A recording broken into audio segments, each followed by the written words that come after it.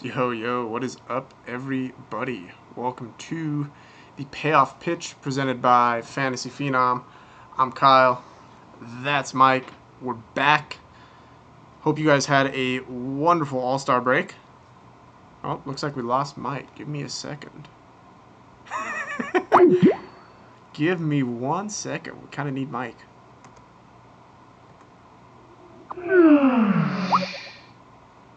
Da-da-da.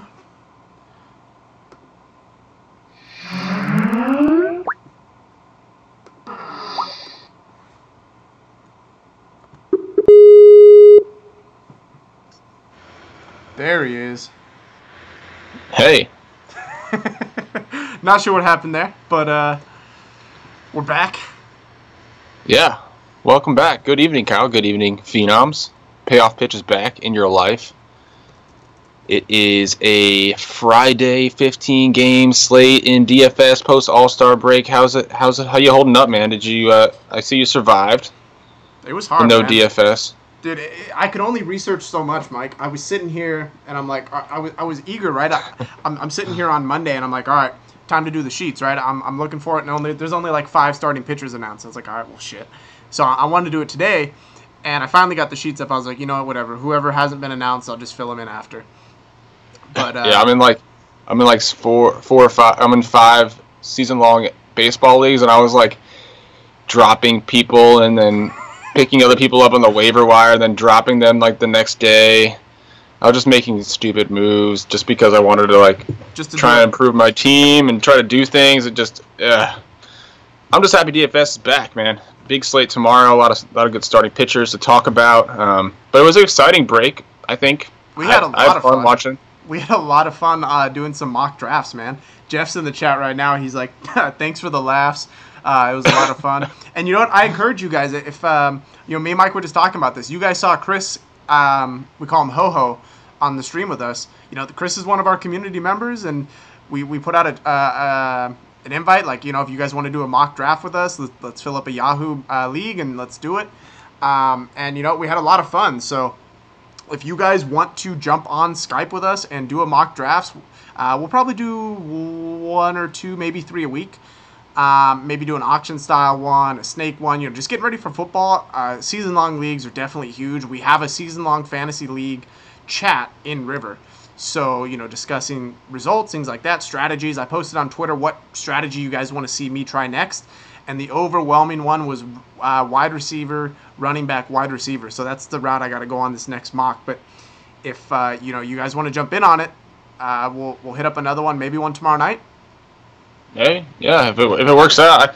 I actually heard today that an interesting strategy this year is actually going 0 wide receiver for the first 6 or 7 rounds. I mean, not sorry, 0 running back. I was going to say 0 wide receiver. That's suicide. Yeah, 0 running back. Sorry about that. But yeah, no, I think I heard today it's like the dog days of summer on Twitter from for a sports fan. I totally disagree, man. This post All-Star break, we got basketball, gearing up, football gearing up. I'm excited for the rest of this summer as a sports fan, as the pieces fall, the dominoes fall with baseball, the trade deadline coming, and football preseason really starts to ramp up. Yeah, man. I'm with you. This is going to be a busy fall for us. Obviously, football starting in a month. Baseball doesn't stop until October, and basketball season picks up right around then. So we'll have kind of a month of 3 sports. October 17th. Fuck, man. They moved up the NBA season starting. That is going to be a fun 2 weeks, man. Did you watch the Home Run Derby? I did. Yeah. I definitely did. Mm-hmm. Obviously, Aaron Judge looked effortless out there. That was ridiculous. So, speaking of that, what are I think, we touched on this a little bit. Guys that have to change their swing for the Home Run Derby, right? Cody Bellinger. Cody Bellinger's never been known for a home run hitter. He came out of the gates this year, but that dude is not these guys, there are guys historically that have participated in the Derby, and they just don't bat the same to finish the year. The Derby messes up their swing. I think Bellinger is a candidate to be affected. I think Sano is someone that could be affected. Charlie Blackmon, I'm worried about a lot. Charlie Blackmon has never been a guy that, swings for the fences. He's always been a guy that puts the ball in play, and he has natural power, but I never saw Blackmon as a home run derby guy, and so I'm Gary Sanchez, another one, man. I'm worried about these guys that are not home run or nothing guys like Aaron Judge or Giancarlo Stanton, and how it's going to affect their swing going forward. Yeah, I mean, I don't necessarily buy into it. I think it's another one of those conspiracy theories, but there is something to it. I think instead of just changing their swing, I just feel like you have to grip the bat tight and swing as hard as you can. And you're doing it swing after swing after swing. I mean, that's taxing on the body. So I think if there was a likely candidate, it'd probably be someone who swung a lot and has a very violent swing. And I think the prime candidate would be Sano in my mind, but just because he went to the finals and he just got that big violent swing. But I don't know. I just don't really buy into it much. Okay. See, I do. I think. I was just going to say, on another note, I was reading something today, and obviously Marlins Park's pretty new. The engineer who designed it, being that they put in like a retractable roof, wanted to. He got up with the people at NASA to make sure that the ball never hit the roof. And apparently, Aaron Judge defied the engineers at NASA during this home run derby. So props to him. Well, NASA's, NASA was staged, and the whole moon landing was staged and everything. Yeah, they're just chilling, playing DFS somewhere. Any other really fun news over the All-Star break? I unloaded 160 bales of hay for my parents. That was fun. Bro, talking about being out of shape, holy shit. You ever lifted bales of hay before? That shit is heavy, and having to stack them 6 high. Like, fun fact, my head swim coach in high school, that's what he did for a living, so I definitely helped him out. Getting them on that first pallet is nothing, right? You're just carrying them over, but when you're lifting it at your head, fuck that. That's a workout, man. It is. Gotta have some grip strength in 106-degree weather, dude. And I have like baby soft hands, right? Because I'm on the keyboard all day, and so I got mad calluses, man. Oh man, it's like you play for the Mets. And I get to do it all again, dude. Closing on that house. So I'm gonna be ripping up carpet and installing tile and laminate floors and kitchen and all that shit in the next 2 weeks. So that's gonna be fun. Yeah, that will be fun though. Demo is always a good time. I helped my dad, my dad got new rims for his Jeep. Put those on. Pretty badass. I'll post a picture for you guys. Do you remember the spinners back in the day? Yeah, no, I talked him out of spinners.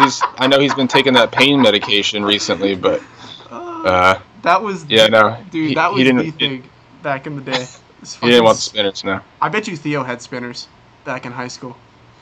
But yeah, shout out to you, Dad. Hope you feel better if you're watching.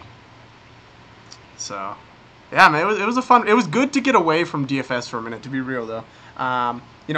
It's weird because it's like an addiction. I mean, it's not like it is, right? I'm sitting there. I love checking my phone to see what scores are going on, but it was good to get away from it and just kind of relax.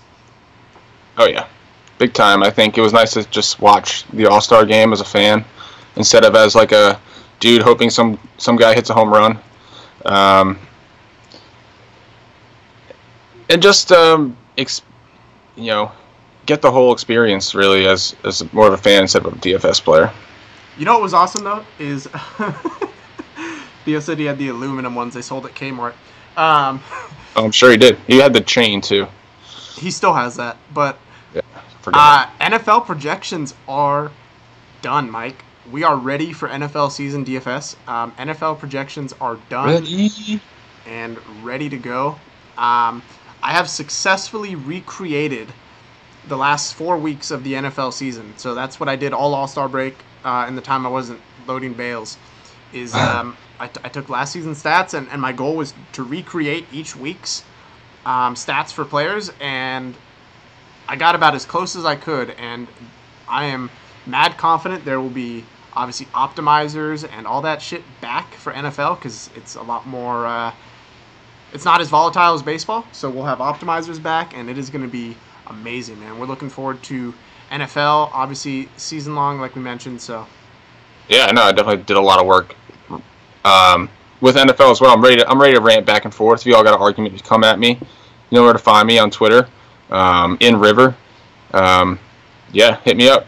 Let's talk some football. All right. Well, shit, dude. We got a 15-game slate. Obviously, no recap today. Nothing to really recap of.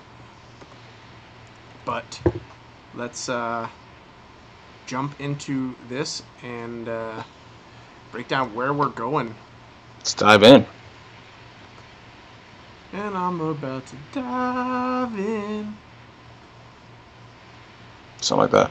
You remember that back in the day? No, never. No? How do you not remember that? I don't know. Bro, it's like Trey Songz. Yeah, vaguely now. There you go. Hold on, I gotta... Apparently this thing decided to resize on me. Resize. Been gone from the show for too long. I was too busy diving into real swimming pools. Oh, that felt amazing. Working my butt off. That's the one thing I miss about living at home is the swimming pool. Oh, I'd be cool if I never saw a swimming pool ever again. Oh, Gorilla asked, who's winning on the press conferences with Floyd and... oh my god, dude, nobody. I really feel like here, I'm getting more. It's more and more underwhelming, this fight. This is all. It just if you watch those things, it just seems so staged and. Oh, they're 100% staged, but they're hilarious, man. Yeah, Floyd, I've seen legit hype ups from Conor McGregor where I knew he was angry, and this is just. Why are you carrying same with Floyd? Why are you carrying around a backpack when you can't even read? That had me absolutely. It's like they're taking liners from the internet or emails or their friends. This is all. I'm not amused, man. I think it's hilarious. They're all just out here to take our money. It'll be a fun fight. I'll watch it. I'm a sucker, but still, I'm more and more underwhelmed by this whole thing. I think Floyd's gonna win easy. It's not a match, but they are doing. I will say, dude, the press is they're doing their job for generating the hype in the media and the money for it. You know, I disagree. What do you mean you disagree? It's all forced. But they are bringing money and revenue. Like neither side really cares. Conor McGregor's going to get the biggest payday of his career. You think he gives a shit if he wins or loses? Absolutely not. Well, they're doing a good job in creating revenue, yes, but as far as creating hype for this fight, I am less and less amused. Okay, that's fair. Post these press conferences. That's what you call it. All right, so we got Cubs and Orioles, man. Two teams. Obviously, the Cubs made a move today, acquired Jose Quintana, sent 4 prospects to the White Sox, who now have 9 of the top 100 prospects in Baseball America. Striving to become the best AAA team in the nation. No, I think what they did was all right. I don't think there's a clear winner either side. I think it will remain to be seen, to be honest. Fair. Where are you going with Cubs or Orioles? Are you attacking either pitcher? The Orioles pricing remains pretty enticing. I do think there's some positive regression coming. I'll continue to plant the flag there. Montgomery has been up and down this season.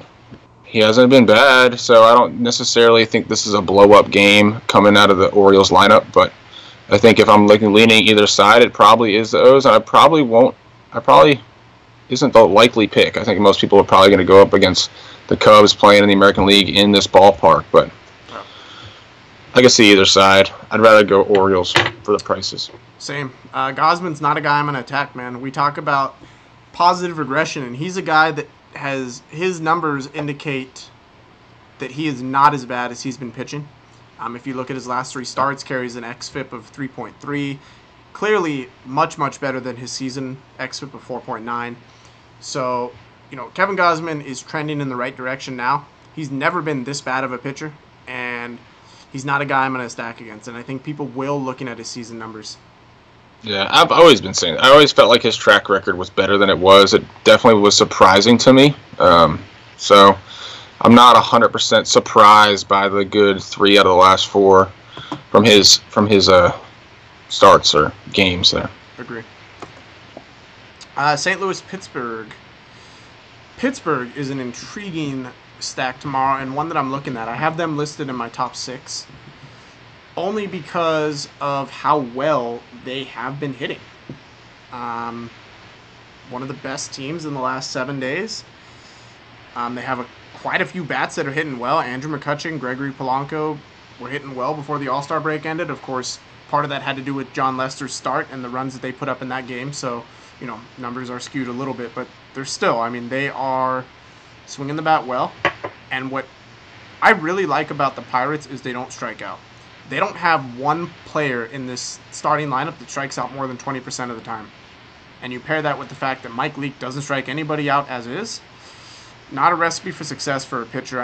If we talk about balls being hit in play, right, bad things can happen when the ball is put in play. It's why we favor strikeout pitchers over contact pitchers, along with the fact that strikeouts get you more points. But I don't know, man. I think there's something sneaky about the Pirates tomorrow. I think if you combine Mike Leake's and Pittsburgh as a team fly ball percentage, there is a case to be made for double-digit ground balls coming off Pittsburgh tomorrow. I think this is kind of just a battle of mediocre offenses. I think it's why these two teams have been hard to pinpoint all year as to when to stack, when not to stack, who to put in that stack. I think both these kind of teams fall in that line, but for that reason, they're always lower owned. Because their pricing isn't much different than the rest of the league. We got 2 pitchers on the mound that have been... I think Mike Leake has impressed this season for a 4-starter. Garrett Cole is probably better of late, too. Of late, yeah. So, again, it's definitely a tough game to figure out, and for that reason, I think it's going to be a fade for a lot of people. And if you're playing tournaments and you're building multiple lineups, I could see why you would want to maybe trying to find a stack here for low ownership. Especially, like you said, Pittsburgh playing well as of late, if you factor that in. A guy that really, really shocks me with price tomorrow is Paul DeJong. If he plays, he is 2,600 on DraftKings as a second base shortstop eligible player. We talk about punting a position. This dude is putting up double-digit fantasy points in his last couple games, right before the All-Star break. For 2,600, I don't see how he's not a lock tomorrow. Personally, if you need salary savings at a position, we talk about punting second base and shortstop. That is a viable punt, one that has tremendous upside. Yeah, I believe that they have moved Carpenter to second base, and they're playing Luke Voigt at first base. So I'm not sure. I think they may have moved DeJong to shortstop, if I'm not mistaken. So we'll see. Obviously, his position's being messed with in a sense a little bit. So we'll see what happens with this lineup tomorrow. But yeah, I agree. That is entirely too cheap. Whenever you see someone $400 cheaper on DraftKings, putting up the numbers that he has recently, it's definitely a head scratcher. Gotta be alert. Yep. Now, my lock of the day tomorrow, granted weather is cooperative, is Jacob deGrom. He's at home. We know what he does at home. He's been absolutely lights out over his last couple starts. And, he's just been good on the year. Pair that with the fact that Colorado away from Coors is dreadful. There is a lot to like about deGrom tomorrow. Like I said, the only concern is weather. It looks preliminarily like the weather will not affect deGrom's start. If anything, it comes in probably 7th, 8th, 9th inning. So, should be okay to go. But that's going to be something to watch for. But I absolutely love deGrom tomorrow. I'm locking him in as my number 1 starter, like I said, granted rain. I believe he is the second highest pitcher on DraftKings in price to Carlos Carrasco tomorrow. Yep.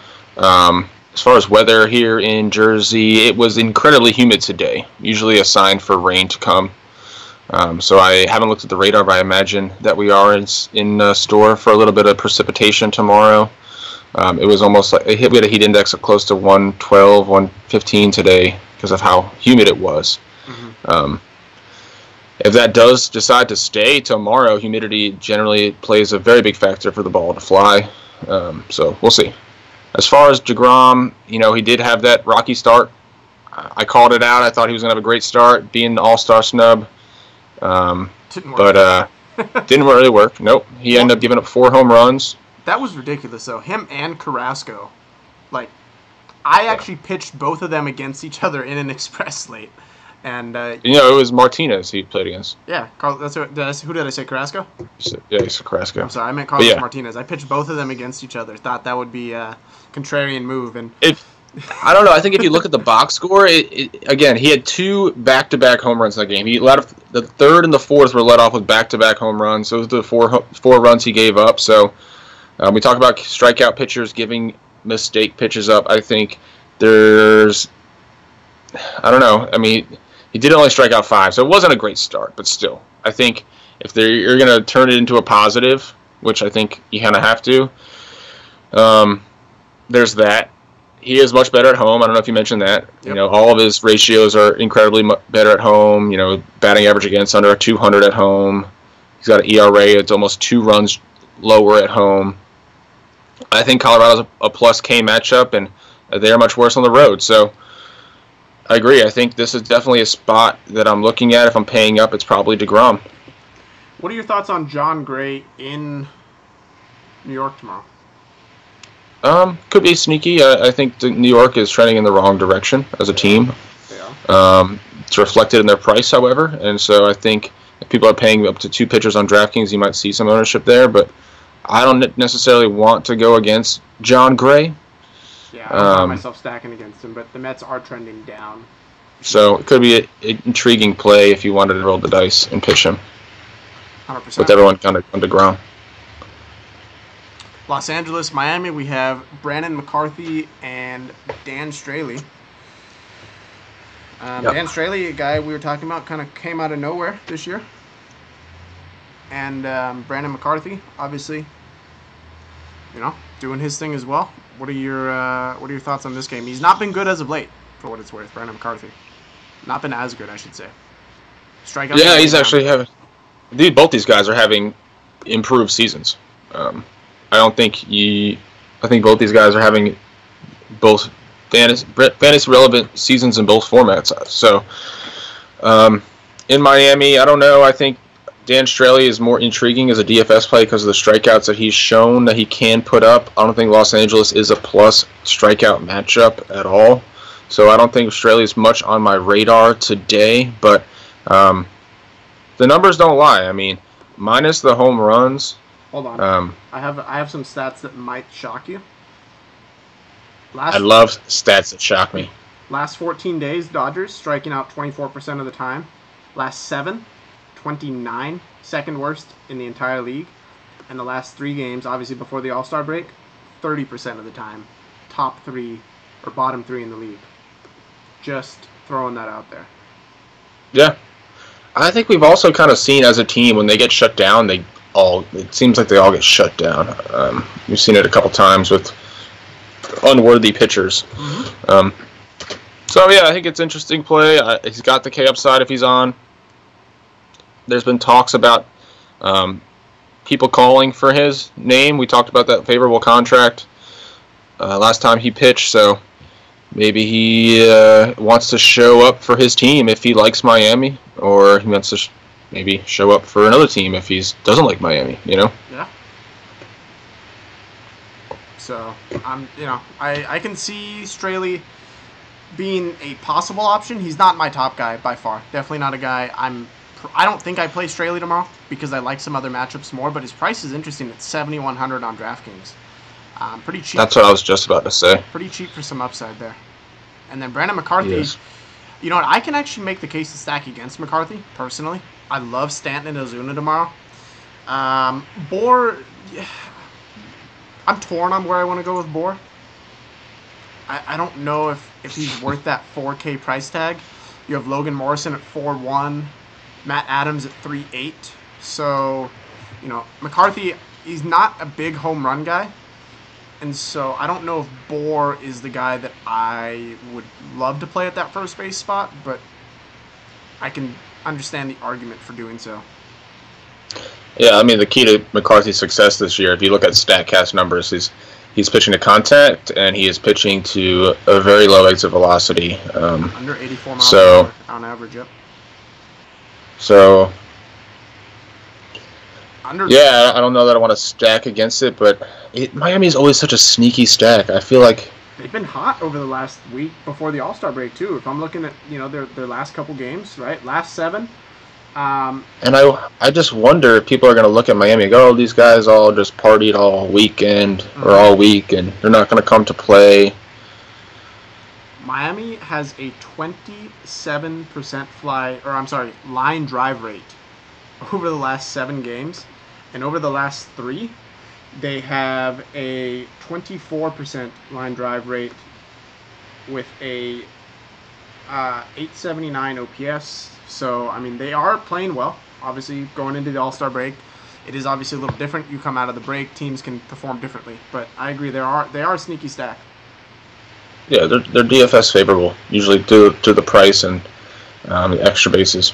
Yeah. New York and Boston. Now, we don't have and I quote, confirmed starter on New York as of right now. I'm double-checking to make sure that has not come out. There are 3 teams that are not confirmed, and it's New York, LA, and Kansas City. We have probable pitchers being Michael Pineda, Ricky Nolasco, and Jason Hamill. But we talked about before the break, teams in the division typically line up their starters. Boston has announced Drew Pomeranz, which is their number 3 starter.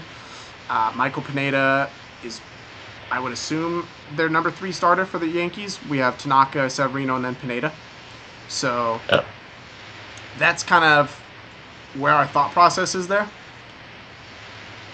So yeah, I would agree. Pineda on the road, though. You think people stack Boston? People love to stack Boston for whatever reason. I don't know if they do it against Pineda. DFS pundits love Pineda, man. It's true. He is a tough guy to follow. He's a tough guy to watch. He is also can be very rewarding. I think you said the same about Drew Pomeranz. Yeah, dude, Yankees. Holy shit, Mike, they've been cold. So I told you the Dodgers strikeout numbers over the last couple games. Yankees, I said the Dodgers were the 3rd highest strikeout rate team. Yankees are 2nd. They're striking out over 30% of the time last 3, over 27.5% the last 7, and over where's the number? I have it here. Over the last 14, almost 23% of the time. So Drew Pomeranz, strikeout pitcher, been amazing at home this year as well.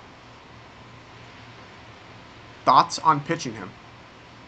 Thing about Pomeranz, man, it all comes down to his curveball. If he's got it working, it doesn't matter if he's being deceptive or not. Mm-hmm. It's a swing and miss pitch. If he doesn't have it working and half of them are flat, it's easy to pick up from what I've seen. So the only guy that worries me problem with the curveball. I was going to say the problem is it doesn't really matter if you've never seen him before, and half this Yankees lineup are rookies, and you've never seen that curveball before. It's going to take you the 3rd time through the order to pick it up. Here's the one guy that worries me about the curveball, Mike. Aaron Judge. Well, it doesn't really matter. He's unreal with the curveball this year. Absolutely destroys that pitch. So, if you want to one-off against Pomeranz, Judge, I mean, I think he destroys every pitch at this point. This is true, but I mean, the curveball is his best pitch by far. Like, it's not even close with his metrics. But I think Pomeranz is an interesting play tomorrow. I don't think he's going to get ownership. And the Yankees have been really fucking bad against lefties on the road. Really. It comes down to this lineup, to me. It's going to be interesting to see what they do against lefties, or against this lefty with their lineup. I mean, just look at the numbers though. Besides Judge, nobody has over a 150 ISO against lefties on the Yankees. Nobody. Yeah. Nobody has above a 300 WOBA except for Judge. They're fucking terrible versus lefties. Yeah, it's a problem. So it is a problem. I do like Pomeranz tomorrow actually a little bit. You know what? I had Davies listed in my top 5, but I'm gonna make that switch, Mike. I'm gonna go Pomeranz over Davies. I'd get behind that. So Toronto, Detroit. We have Aaron Sanchez and Justin Verlander. Justin Verlander's name has been the topic of trades for sure. I just don't see them pulling the trigger. Don't think so? I just don't see it, man. What are your thoughts on attacking Aaron Sanchez, who has not been good since he came back from the DL? Be curious to see what they do with him. He only made one start, I believe, right? Sanchez? 2. Oh, he did make 2. Indifferent on this game. I'd rather fade this one than the St. Louis-Pittsburgh game. What are your thoughts on how cheap the Tigers are? Ian Kinsler, 3,100. Alex Avila, 35. Miguel Cabrera. They've been this cheap. Oh, Kinsler, that's really cheap. Miguel Cabrera, 33. Yeah. No, that definitely makes you turn your head a little bit. Even the bottom of the order here, Yeah. I think they're worth looking at, especially I think so. On a for slate, that price, sure. On a slate where you have some pay-up options at pitcher. They're much better at home, which is where they are. Their hard contact at home versus righties is almost 50%. They have a high ISO, high average. Their highest average, actually, their highest split for average is at home versus righties. So I could see it, man. Aaron Sanchez, he's been a reverse split guy, too. In his couple starts this year, granted, small sample size, but he's been bad versus righties. Awful. Even it looks like the Toronto pricing is off a little, too. I wonder if the All-Star break, messed with their algorithm a little bit. They're all under 4K. That's a little interesting, yeah. That's what I'm saying. Yeah, Justin Smoke was like almost 5K before the break. Kendrys Morales, 3,500. Yeah. Interesting for sure. So I mean, there's ways to go here. We have Gio and Tim Adelman. Can I make the case that Gio has been better than Steven Strasburg this year? Is that a fair statement to make at this point? He is 100% more consistent. I think when you're evaluating them as a DFS play, it's the epitome of cash versus GPP at this point if they're the same price. I think. I mean, he continues to get slept on. Nobody plays him ever. He's always low. He's been a very big surprise this year, man. He has. His strikeouts are way up. His average against is down. He's not giving up hard contact. I mean, I don't know. I don't know that he's the play tomorrow in Cincinnati. Their power is fucking amazing at home versus lefties.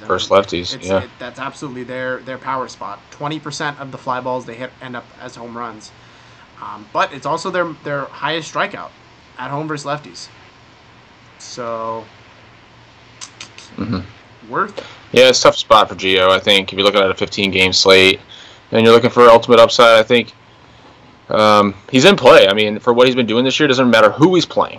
He's in play. But Cincinnati at home versus lefties has shown to be a negative spot, So the stats and, We talk about giving advantage to pitcher, though.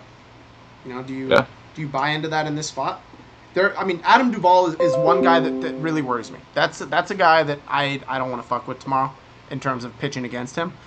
Joey Votto, I've mentioned this time and time again, out of the 3 home runs that have been hit versus Gio as a lefty in the last 3 years, 2 have been Joey Votto. I just see it as more of a gamble.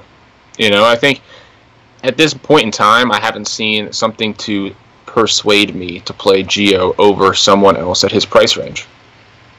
So at this point, I could see it working out. I could see it being a good play, but the numbers don't point to it. So at that point, we've seen it before, though. It's a definite gamble. We've seen good pitchers that aren't in the best spots go out and do their thing, like you said, giving the advantage to pitcher. So if you seek out day by day to find the best stats to put you on the best plays, then I don't think Gio goes to the top of that map. But again, baseball DFS is such a gamble sometimes, especially when we're talking about elite pitchers. They can go out and do whatever they want on certain days. Yeah, absolutely. And then attack Tim Adelman. I think that goes without saying. We can definitely look at some Washington lefties tomorrow. Daniel Murphy, Bryce Harper, Brian Goodwin. Did you know Harper, Zimmerman, and Murphy have the 3 best batting averages in the NL? Did they really? Yeah. This Washington team is unfair, dude. Their offense is unreal this year. That, to me, is a ridiculous statistic at an All-Star break. I would like to see the last time a 3-4-5 hitters were the top 3 in batting average. I almost at the All-Star break. I'm almost willing to bet it's never been done, and like season-wise, kind of crazy finishes that way. And then you talk about Rendon. I mean, talk about people getting slept on. I mean, God, continues to get no respect. Exactly. So yeah, you can definitely stack Washington tomorrow. You're gonna pay for it though. Holy shit, you're gonna pay for it. They are mad expensive. Bryce Harper's 5,600, more expensive than Aaron Judge. So I think you'll know where the ownership goes tomorrow. Arizona, Atlanta, we have Taijuan Walker and R.A. Dickey. So I am not going to pitch R.A. Dickey, but there's no way in hell I am stacking Arizona on the road versus R.A. Dickey. I know Mike feels differently, but Arizona on the road is a thing, and it's not a good thing, Mike. I mean, I think there's a definite game stack here. I really do. I think both these pitchers aren't good, and I think this is a good spot for both these lineups. I think paying up to Arizona over Washington is not something I want to do, and I'm looking at pricing now, and it doesn't make sense to do that.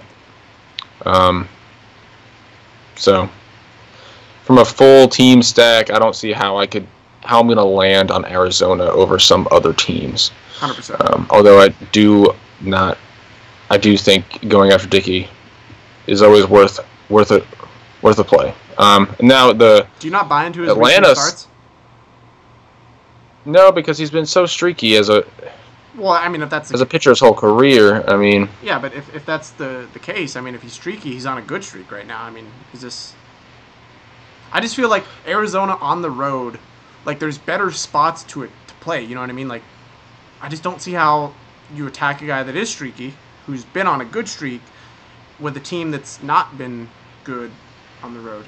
I don't know. I don't see the law. I think this is a good ballpark. I don't think it's a positive ballpark shift, but I don't think it's much of a negative. I don't believe in Dickey as someone who's going to roll off, another quality start after having 4 in a row. You're banking on the regression. The problem I think I'm seeing with Arizona is these prices, man. I don't know if this is the right spot on a 15-game slate to pay up here. And I was just going to say, I think Atlanta's price is the exact opposite. I think they're all depressed. Yep. Enciarte's price is depressed. Matt Kemp is way down from his recent struggles. Matt Adams is down. Atlanta's my number guy back tomorrow. Yeah, I could see it being a good spot just because of this pricing. Taijuan Walker's numbers are not as good as he's looked over the last couple starts. And it is a lefty's haven here. And we talk about recent stats. The lefties in this lineup, minus Ender and Enciarte, all show up in the last 14, last 7, and last 3 in terms of hot bats. So definitely love me an Atlanta stack tomorrow against Walker. And that's kind of how you get to Walker, too. And he's not a guy that's going to try and finesse you. He's going to, here it is, hit it type of pitcher. So they have no problem. Could be a recipe. Yeah, could be a recipe for some success, from some DFS success. Yeah. We got Jose Barrios and Charlie Morton. I love the fact that people are going to jump on Houston again tomorrow. They've been hot as hell. But Houston at home is not the same team. So go ahead and stack Houston, please, because I think they are in a bust situation tomorrow for their prices. Let's put it that way. I don't think you are going to see the 19-run output from Houston tomorrow. I mean, don't be mistaken. Houston is at the very top of every offensive category in the majors as a team. Obviously, their prices reflect that. So you are going to be paying up if you want to include some of those bats in your lineup. But Jose Barrios is not a guy that I want to attack. I've seen enough out of this guy to make me a believer. I know a lot of people feel that there is some negative regression coming from him. If you look at what he did last season and how he's still a young pitcher, and he did suffer some control issues, and now facing the best lineup in a hitter's ballpark. So I could see the narrative, right? Yep. But at the same time, if I'm picking and choosing where I'm spending my money, it's one-off situation to me. I don't see a full stack here. Nope. Houston's not even in my top 5 stacks tomorrow. I don't see it. But yeah, and then I think we're both kind of a little high on Charlie Morton. Yep. Love Morton. He's a guy that's extremely underpriced on DraftKings at 6,800. I think him and Barrios or him and Straley. So it's Morton at 69, Straley at 71, Barrios at 73, Pomerantz at 74. That's kind of that price tier in a sense on DraftKings. And I'm gonna go Morton. I mean, he's been better against lefties this season. There's a reason for that. He's actually throwing his curveball a record 35% of the time versus lefties to try and fool them, and that is up almost 15% from his career. And it's not been a short career. He's been in the majors for a long time. Came up with the Pirates, a high analytic organization. They were trying to teach him different ways to be a finesse pitcher, and it didn't work out. Got traded to the Phillies, and the Phillies pretty much told him to throw as hard as he can. And we saw an increase in velocity from him in that 1 month last season from 91 to 93.5 miles per hour. Almost 2.5 mile per hour jump from just telling him to go out and throw. Yep. He went out, he tore his hamstring after 4 starts last season, missed the whole season, got traded, or I think he got dropped, and then the Astros picked him up, signed him to a 2-year deal, and now he's throwing 95 miles an hour. A guy that hasn't had a K percentage higher than 20% before last season. He had a 26% K rate last year after he started throwing hard. It's up now even higher. He's and the velocity's got averaging over 9 strikeouts per 9 this year, and I believe he's never averaged more than 6.5. So. Right, and so what I'm saying is that his velocity from his time in Pittsburgh has gone up to almost 4.5 miles per hour from his fastball velocity. And he's also throwing his curveball to lefties 15% more of the time. So this guy's transformed himself to a different pitcher. Striking out almost 30% of lefties that he faces, an average against under 200. And the numbers show it. So it's not like this guy's going out there and is changing his stuff and it's not working. It is. So I buy into it a little bit. I think he's too cheap tomorrow, too. Lefties. Yep. A lot of lefties in this Minnesota lineup. They like to throw a lot of... Usually when they face... They have a lot of switch hitters, too, if I'm not mistaken. So they do. Kenny Vargas, obviously. Jorge Polanco. I think Rosario. No, Rosario's lefty. Rosario's lefty. Okay. Grossman's a switch hitter. Eduardo Escobar's a switch hitter. Adrian's is a switch hitter. So, I mean, if any of those get put in the lineup, you'll see them, obviously, all hitting lefty. So, yeah, I agree with you. I mean, Morton, for his price at 6,900, we talk about price dynamics and how important it is in DFS. On DraftKings, the fact that he's 6,900 is entirely too cheap for his upside. Now, of course, does that mean guaranteed success? Absolutely not. But when you're talking about comparing price to potential upside, I think he's got to be up there in the top 5 guys tomorrow in terms of what he can do to bring back a value. Price per dollar. Yep. Yeah. And you might be a little concerned. Obviously, he made his first start after coming off the DL. Another thing is, he's been injury prone, but none of them have been arm-related injuries. Very strange. I think this last injury was a hip flexor, if I'm not mistaken. But yeah, so in his last start, he went out and he threw 95 pitches. So it's not like they're easing him back. He also had the All-Star break, so I don't see him having a leash. No, he'll be free to go tomorrow. Exactly. My number 1 stack of the day tomorrow is going to be Milwaukee. Absolutely love attacking Nick Pivetta.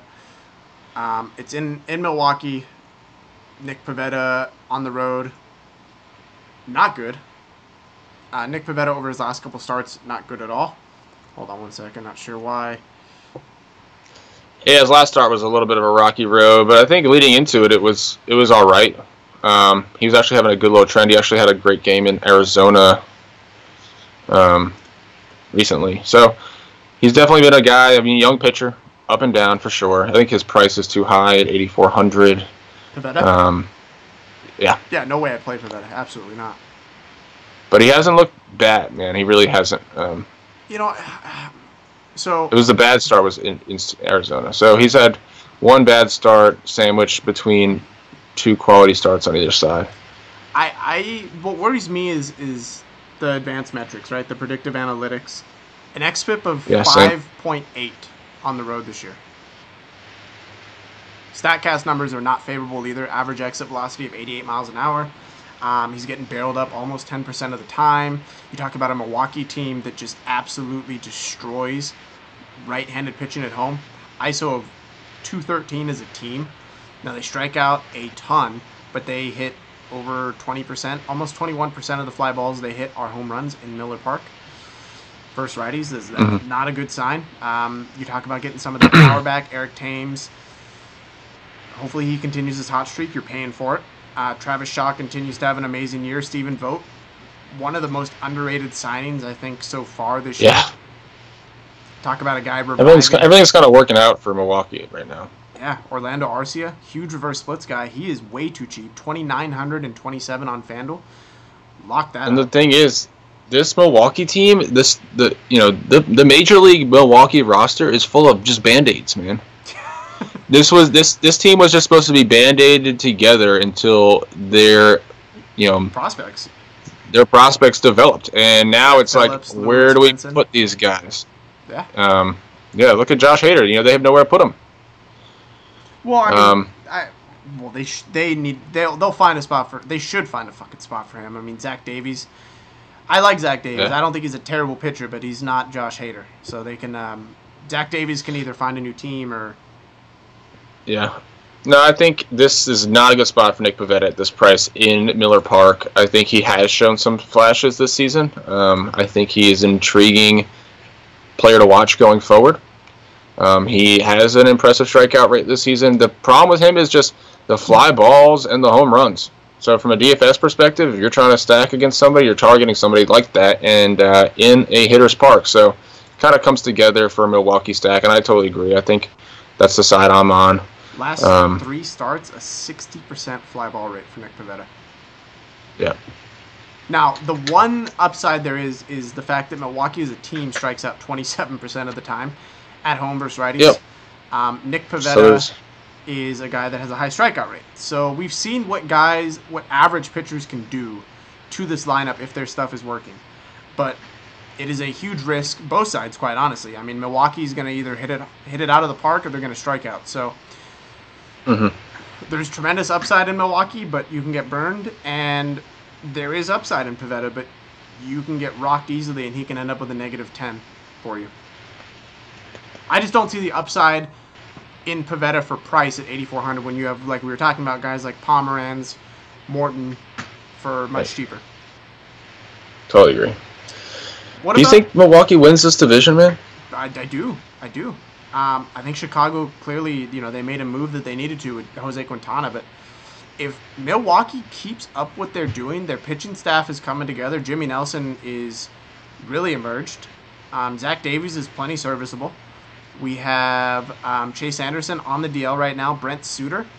I mean, I'd love to see him stay in the rotation. That guy's been doing well. So, yeah, I think Milwaukee has a legitimate shot. I think this might be the best race of any division coming down to the wire. These two teams, Milwaukee and Chicago. Chicago's not going to lie down, but the NL is just sad, man.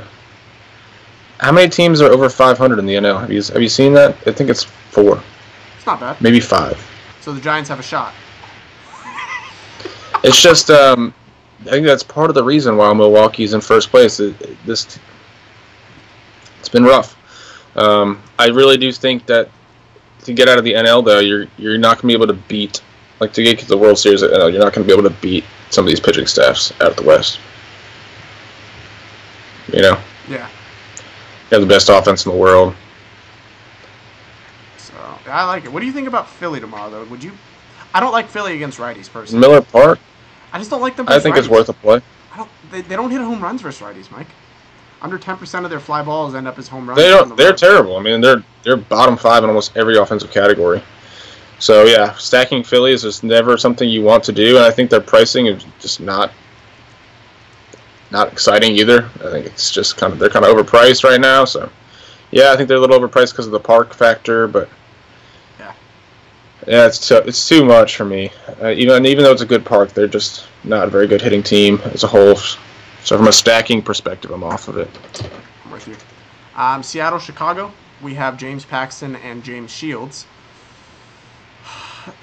You know what? I don't find myself playing Paxton tomorrow Yep. because of Chicago's power numbers versus lefties. They're legit. And they actually strike out the least of any split at home versus lefties. That Woba versus lefty stat will remain true for a little while longer, I would imagine. 361, yep. And I just don't like Paxton. He's pretty much a two-pitch pitcher. He's got two variances of his fastball, but still, fastball, curveball, and then he's got a two-seamer. I think you need more to fool this team. I really do. I think this is the kind of team that sits on fastballs. So if they locate your curveball, then I don't know. Yeah, and Paxton has been the guy that's been up and down, right? I mean, he will definitely impress, but he's been shown to have bad starts, and he just gets blown up in those starts. He can't locate, and it's all bad. When he struggles, it's evident, and it never ends up well. His bad starts are bad. He never has you know what, you get what I'm trying to say? Yeah, no, I think he's he gets his strikeouts though. He just puts people on. Yeah, but yeah, I don't know. I feel like there's better spots than James Paxton. I wouldn't be surprised if James Paxton goes out and has a good game. But Definitely another guy. Risk reward, I feel like there's too much risk for the amount of reward that could be here. I feel like there's guys with higher rewards. Paxton comes in as the third highest priced player on DraftKings, so for that reason, it's too much. I agree. I'd rather play DeGrom. Yeah, exactly. Even though it's almost a 2K difference.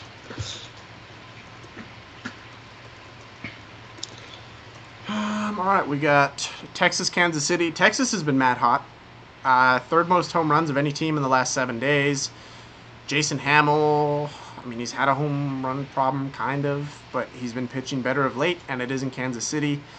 I find myself fading this entire game. What are your thoughts? Or is it in Kansas City? Yeah, it's in Kansas Or in City. Texas? Hold on.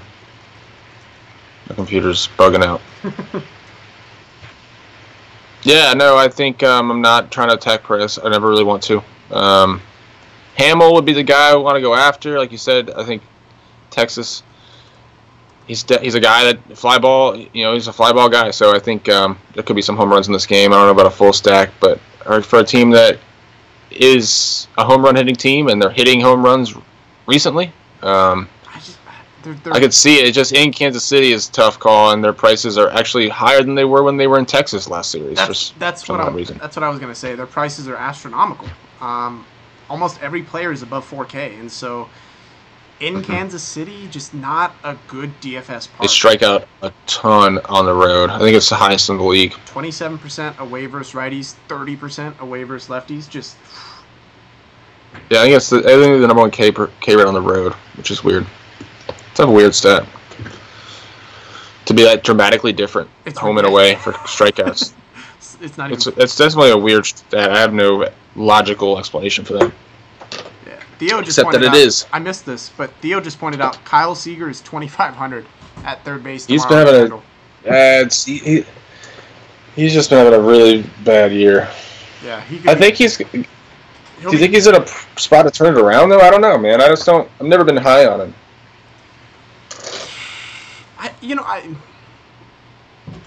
I think he can turn it around. I don't know that he'll ever be elite or a great third baseman, but he's got upside. 2,500 on FanDuel is against James Shields tomorrow. That's a pretty good chalk play. True.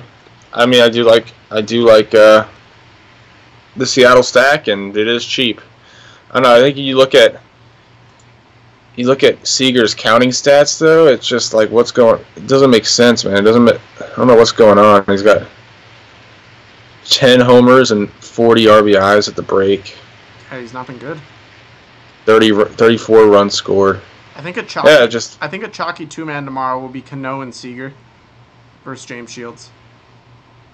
I think so? Yeah, I do. Because of the prices? Well, prices and James Shields, almost 60% fly ball rate to lefties. It is in Chicago. So. Yeah, maybe I can see it. Yeah, Seattle's is a pretty affordable stack. I think Gamble there too at 3,300 makes for an interesting. Him and Cano would make for an interesting two-man as well. Yeah. Gamble gets on base a ton. Real quick to touch on the Kansas City side, are you stack against Martin Perez? I just don't find myself doing it in Kansas City. But I mean, you can look at Sal Perez probably as a one-off. But yeah, I think I'm avoiding it, man. Yeah, it's a game fade for me. Generally do. Cleveland, Oakland, we have Sonny Gray and Carlos Carrasco. Sonny Gray is heavily involved in trade talks or trade mentions. He's not doing again. It. Yeah, as always. Carlos Carrasco been elite. I mean, strikeout-wise, we know what Oakland does strikeout-wise, but their numbers at home versus righties are pretty fucking good.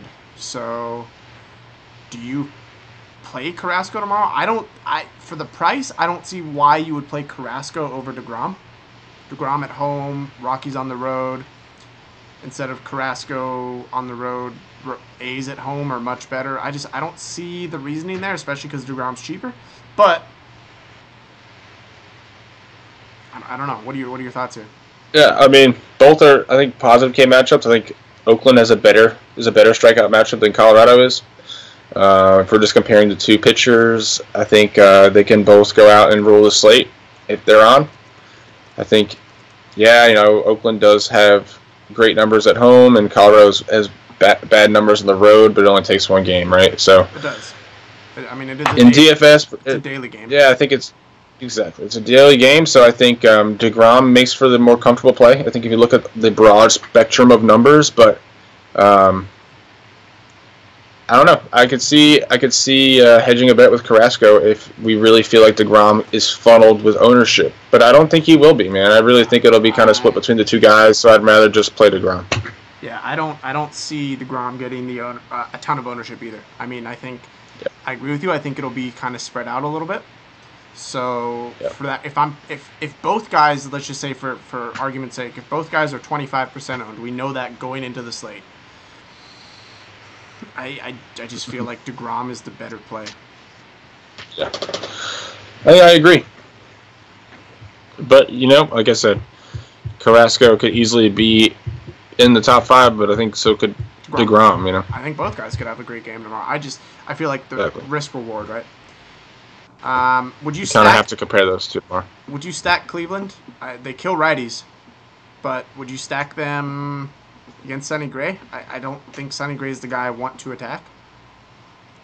I mean, Jose Ramirez is going to be in my player pool. Has to be, but until this stops. Until he's 50, until he's 5K. I'm serious, man. Yeah, I'm with you. As far as a full stack in Oakland against Sonny Gray, man, I'm not on it on a 15-game slate. All right, so let me ask you this. Jose Ramirez is 4,700 as the third base option. Freddie Freeman on DraftKings is 49. Who do you play? I would definitely still go Ramirez. Really? Yeah, I would. I'm on Freeman personally, but I the numbers would probably tell you otherwise, but yeah, I mean, I don't hate the play. I think both are legit options, but it's just if I'm picking, I think you have to pick. The reason Freeman makes it over Ramirez is the sheer fact that I have an Atlanta stack I'm looking at, right?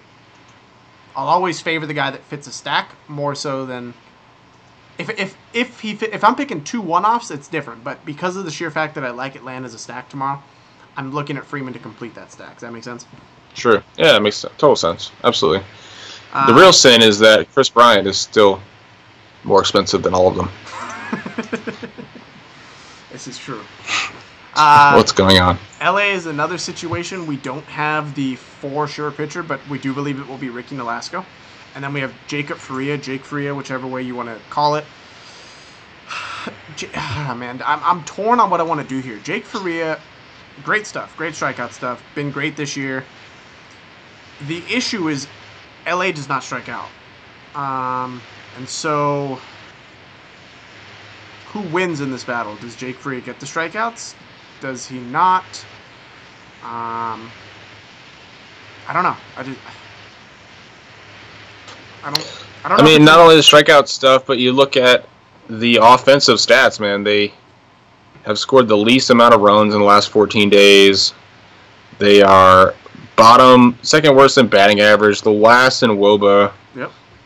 last in OPS. I mean, The problem is they just don't strike out, and so if he doesn't yeah, go so the upside is limited. if he doesn't go deep into the game, your upside is limited unless his stuff is just so electric that he gets the strikeouts. Mm-hmm.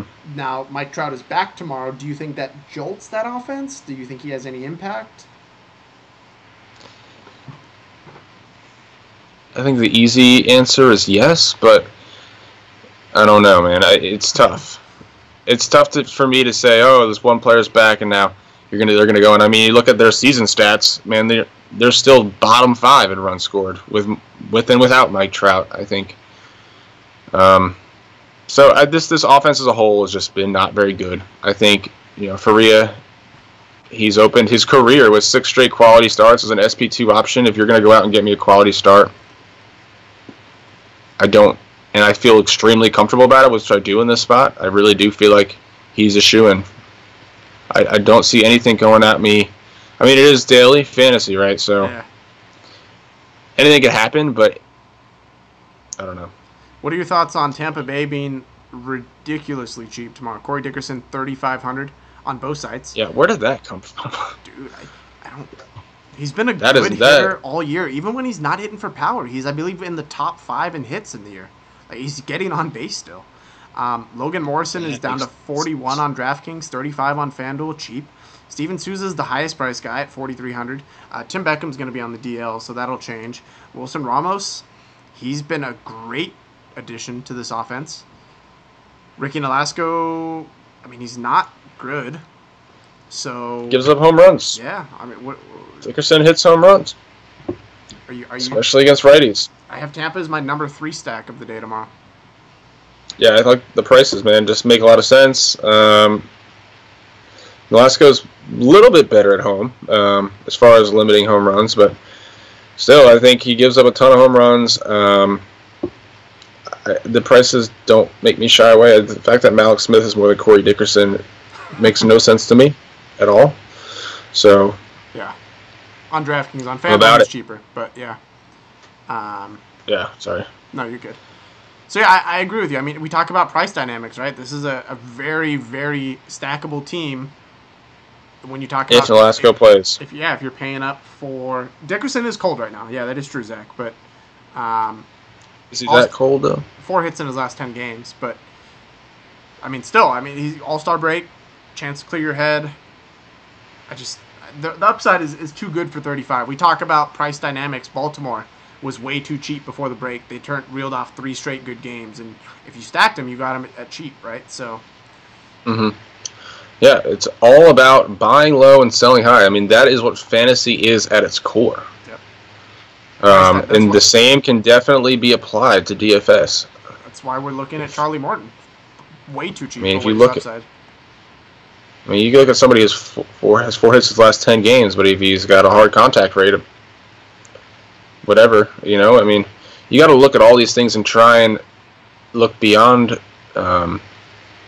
the surface, so you can see who is a good buy low, who is a good sell high. Mm-hmm. And then finally we got huge. Johnny Cueto and Clayton Richard. So more numbers for you guys because that is what. Yay! Padres last 14 days, 29.3 strikeouts, or 29.3 strikeout rate, highest among any team in the last 14 days. Last 7 days, 31% strikeout rate, highest among all the teams in the league. Last 3 games, 30.5 strikeouts percentage, highest among all teams. That is not a good sign at all. They strike out a ton. Johnny Cueto is a guy that has been bad this year, to say the least. Bad. And so I don't think he gets ownership tomorrow. And his price is not exactly friendly. $9K on FanDuel, $89 on DraftKings. But you talk about upside. There is no pitcher with a better matchup on the slate than Johnny Cueto. Yep. No, San Diego, stream it in. I think the only other guy we talked about Paxton a little bit in that price range, and Gio. So I think Cueto, against San Diego is the spot. There's two things I looked into with this spot for him. Was all right. I know San Diego's been messing around with their lineup a bit. Maybe this 26.1% K rate over the season has gotten better. Well, you've literally just told me that it hasn't. It's gotten a hell of a lot worse. So that was fool's gold in a sense. And then you look at why has Cueto been so bad this year. Now there's some legs to this.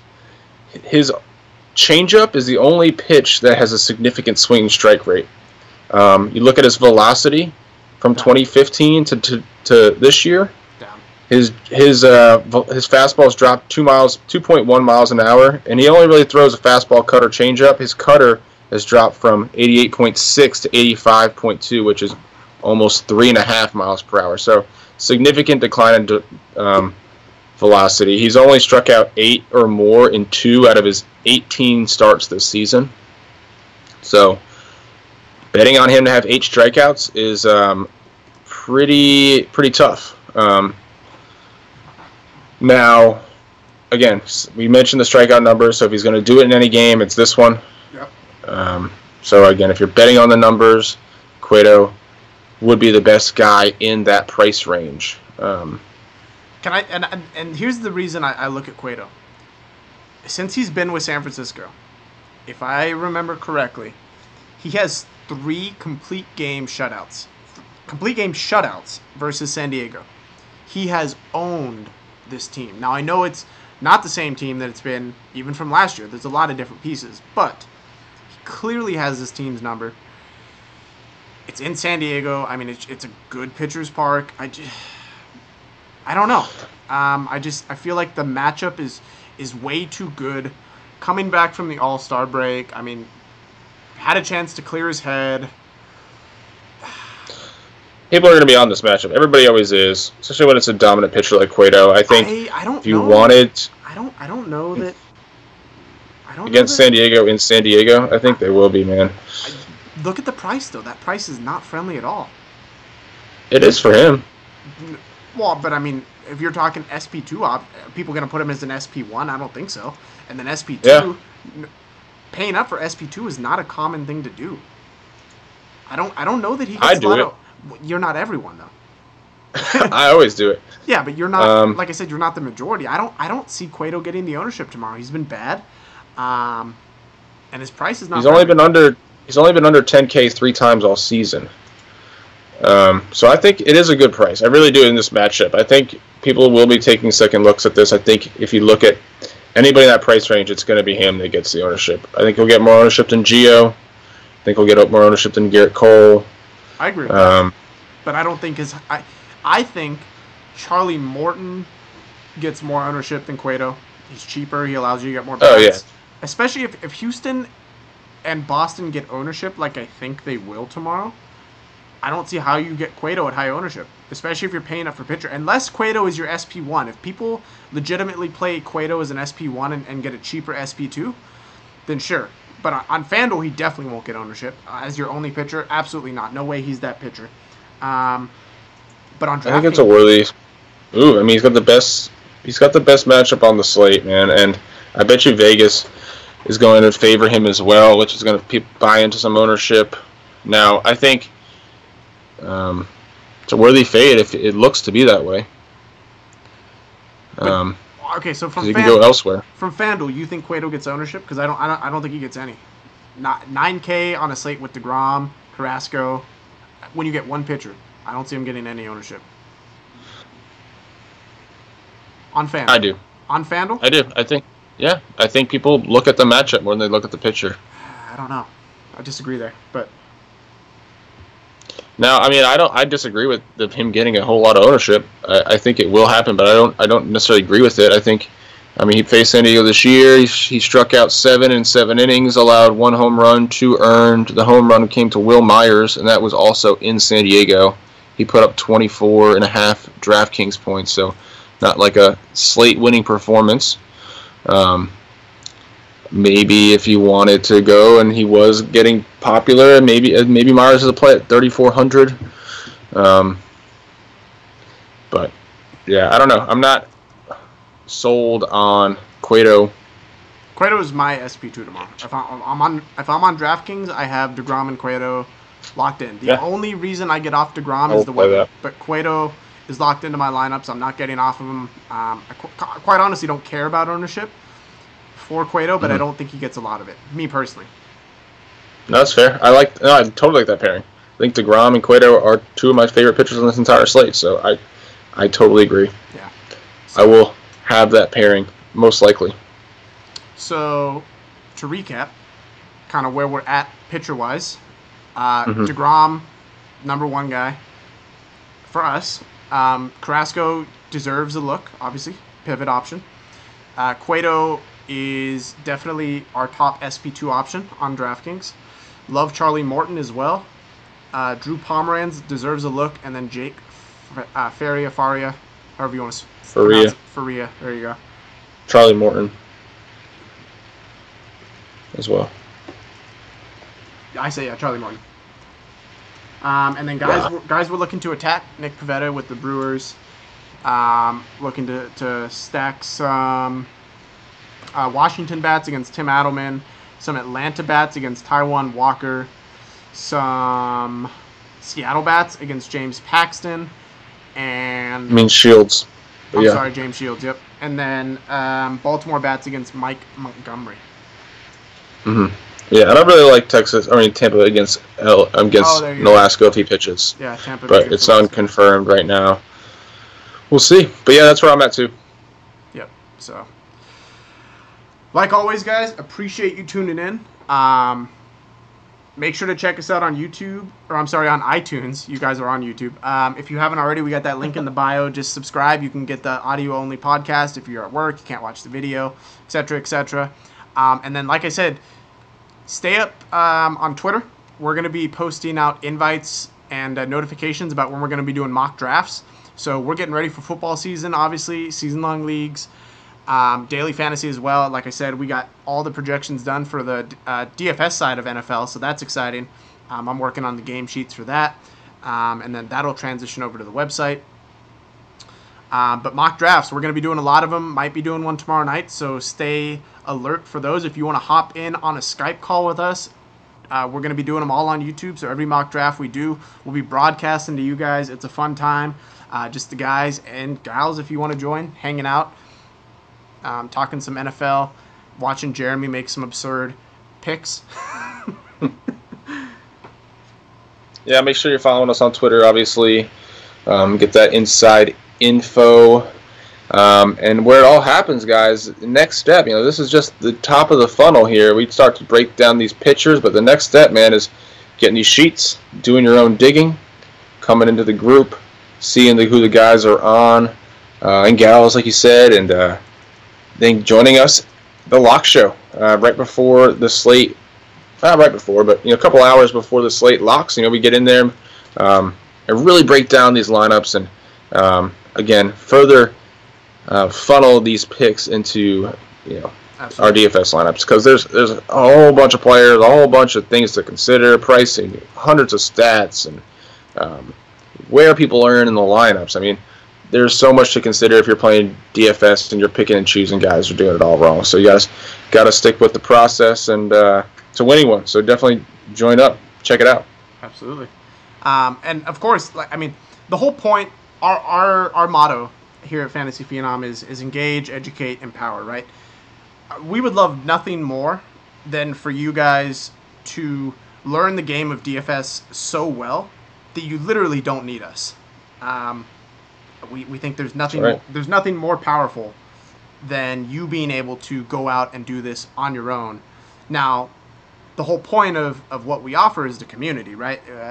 We like to think of ourselves as like the social media for sports, right? Sports has an extremely powerful way of bringing people together from all walks of life, gender, race, background, whatever you want to call it, right? You go to a sporting event, it doesn't matter what you make, what race you are, whatever, right? Everyone's there for the sport, and so that's what we're trying to build, the community. And it's a every man fish Fish's mindset, right? We're not here to give out the plays. We'll tell you who we're on, et cetera, but we want you guys to learn the game and the thing and the sport so well that you don't need to watch us. You know, you're a part of it for the community vibe. You're interacting with guys from around the world, around the country. Make some friends. I know I have. So that's what we're trying to offer. Yeah. And at the end of the day, I think there's nothing more powerful than that. Yeah, we're just trying to have some fun, man. I think that's it. We're just here having some fun. We're not here to do anything else but have fun and bring something that's fun to everybody else too. So we hope you guys are having fun, and thanks for tuning in. Thanks for joining. If you are a Phenom. Absolutely.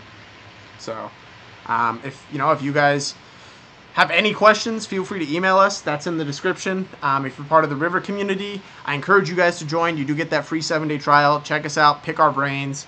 DM us anytime. I'll make sure I respond. And I'll help you guys out, and we'll get you guys set up. So appreciate you guys tuning in again. Follow us on Twitter if you're not already. Look out for those mock drafts, and we will see you guys tomorrow.